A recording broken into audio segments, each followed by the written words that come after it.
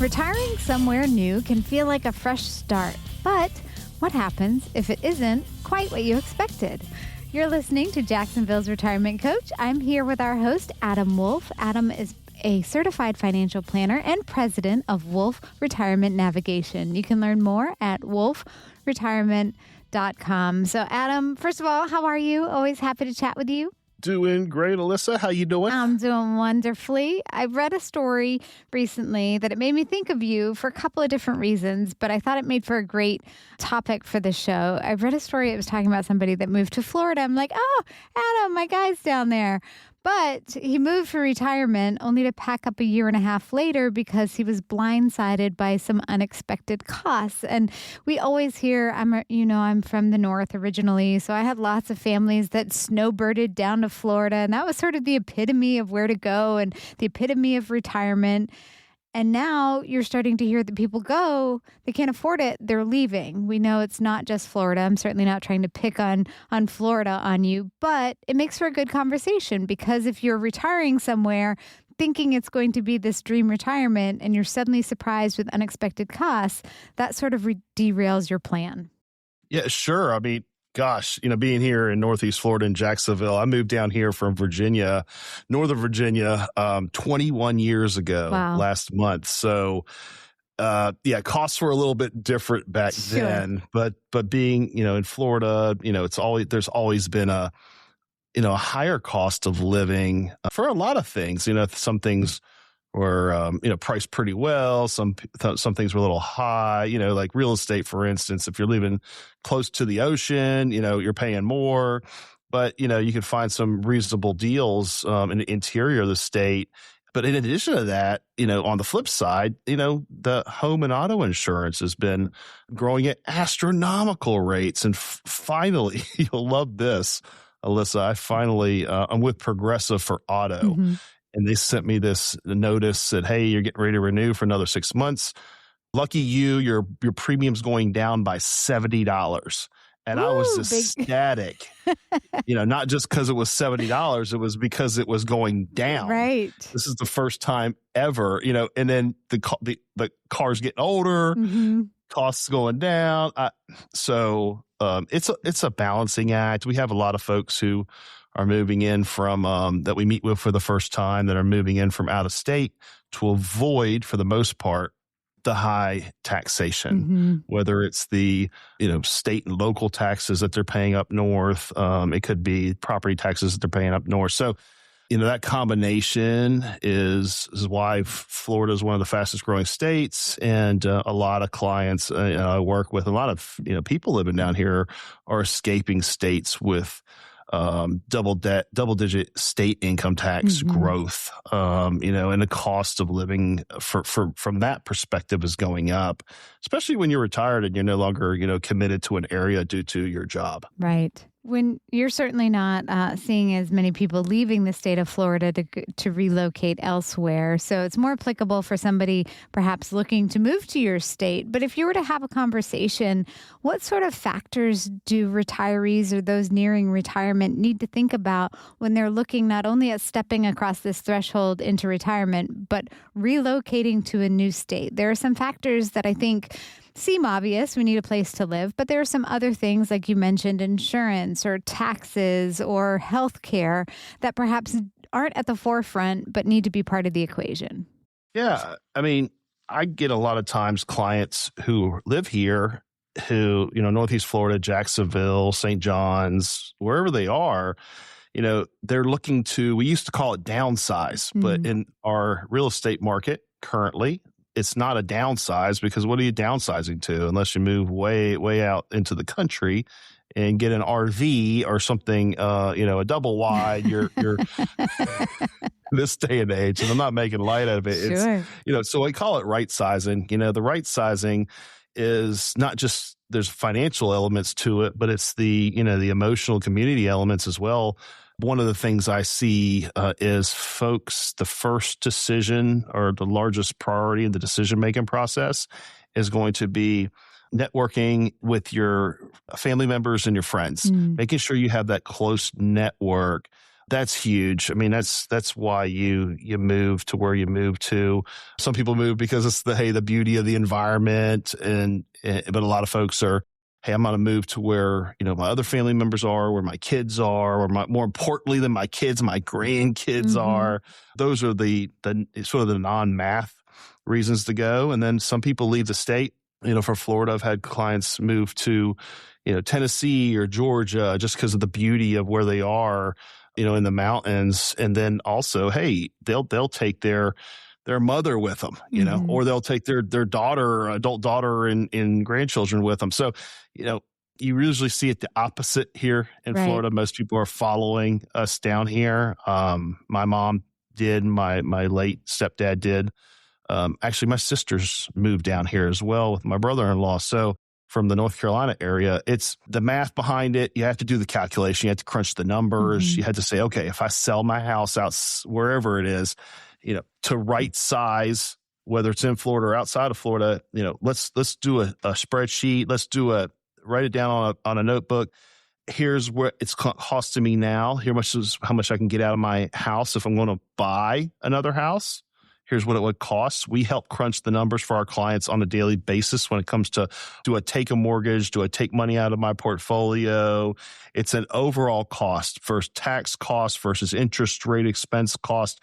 And then you look at your day-to-day, month-to-month budget of what my external costs are to run my household and to do what I want to have done. And all that math and non-math goes into the decision-making process.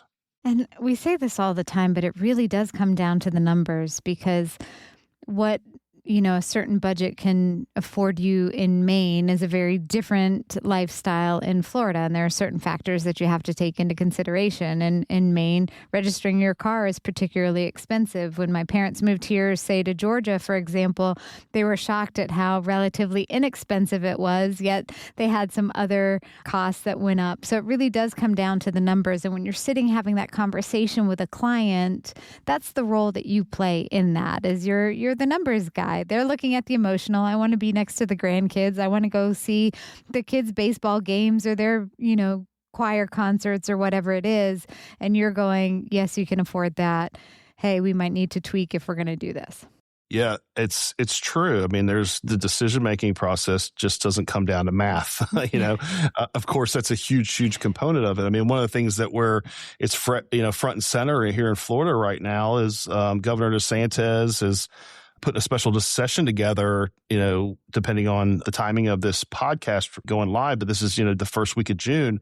So from that perspective, what does that mean? We're trying to get a amendment on this year's, November ballot to reduce real estate taxes on folks who have owned their home, who live in their home. We're not talking about Airbnb or rentals or, commercial property and that kind of stuff. So it's really the state of Florida. If you look back, and here's the push. Why are we trying to cut our taxes? Because I don't like paying more than $1 legally than we absolutely have to the government, unless we have to do that. So to make sure all of our roads and our communities, run safely and everybody's paid, that's the other side of the coin. So let's talk about it. From the last 7 years, it's gone from $32 billion, billion with a B, that communities, localities, Duval County, all the different counties and cities here in Florida has raised due to property taxes. That number today, within this past year, $60 billion. So it's doubled in 7 years. Wow. So there's all this new revenue. Now, of course, expenses have gone up. There's inflation at the city and county levels. So we have to take that into account. But it's supposed to go to $83 billion unless something's done about this. And what's unfair, in my opinion, if you've owned your home for many, many years and decades, and you've paid the mortgage off, you still have this real estate tax tied to it. Now, I'm not saying I'm going to get off my soapbox here in a second, all this stuff, but I'm not saying cut school tax dollars for schools. That's not what we're talking about here. We're talking about the non-school stuff. So obviously having some plans in place, some grants in place for states to, for localities to actually, keep the processes and what they're doing and paying the services, for whatever is reduced by property tax. But I'm talking about personal homes. There's a site out there you can go to called Save Our Homes FL, and you can plug in your address and see how much you would save. I did it for my mother. My mother's on a fixed income. Her husband recently passed away. Well, going on 2 years ago. Sure. So we're down to multiple streams of income. But listen, she's been in her house for over 10 years. She would save about $3,000 a year in real estate taxes with this new proposal. And it's up to an additional $250,000 year one of exemption for homesteads. Everybody already gets homestead exemptions, but this would increase it to $250,000. So then I ran one of my clients who lives down in St. John's. They are paying $7,400 a year currently. They would save $2,845 a year. Wow. So we're talking about a substantial reduction. Now, where's the county, where the localities going to get this additional funds from? Some of it's from the last 7 years of it being higher, because think about it. Everybody's moved down here. There's so much building. There's all this new asset base. So they're going to figure all that out. So I would love to not have to pay one more dollar legally. We didn't need to without really subjecting or reducing services. So we'll see what happens and if it gets sent to the amendment level. But yes, and I will get off my soapbox now, Alyssa, because you asked wonderful questions. Thank you. Well, that's a good soapbox to be on, because I'm with you. I don't want to pay any more than I have to. And in Georgia, where we currently live, we've doubled what we pay in property tax in the we're going on almost 6 years. We moved in 2020. I don't know where 6 years of my life have just gone, but in a flash, they have passed. But our property taxes have doubled in that amount of time. Oh, let me add one more thing. Sure. One other thing I saw when I was reading through this is, it's not going to be available to everybody. First off, homeowners, homesteaded properties, that's number one. And at the end of 2026, what they want to do is for 2027 and beyond, they want to say any new people moving to the state, you got to wait 5 years.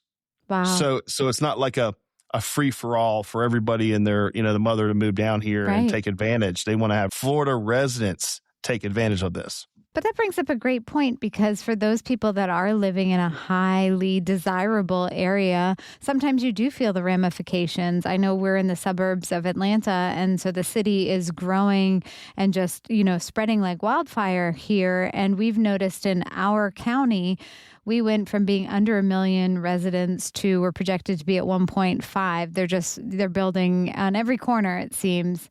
But the infrastructure isn't able to keep up just yet. We have a friend who works in the police department, and he was talking about people are having to be on hold for 911 because they don't have enough dispatchers to prepare or be ready for the influx of growth that's happened. The infrastructure isn't keeping up. So that's something to consider if retirees are looking to move to a highly desirable area. Is the infrastructure able to keep up with everybody's influx of moving in? And if you're living in that as a resident, that's a different conversation as well. Yeah, the infrastructure I think of for my clients, a lot of times it's, is the road that goes to Cape Canaveral, Port Canaveral, paved so they can go on the cruises and enjoy their cruises and enjoy their vacations. Right. No, I'm not making light of infrastructure and stuff like that. I'm talking about, having access to quality health care and health, physicians and doctors and groups like that. So, we have multiple hospital groups here in Northeast Florida. So, yeah, that's a big one, because if you're going in the middle of nowhere, you want to be able to access some quality, health and health providers and hospitals. So, when it comes to infrastructure, Florida's,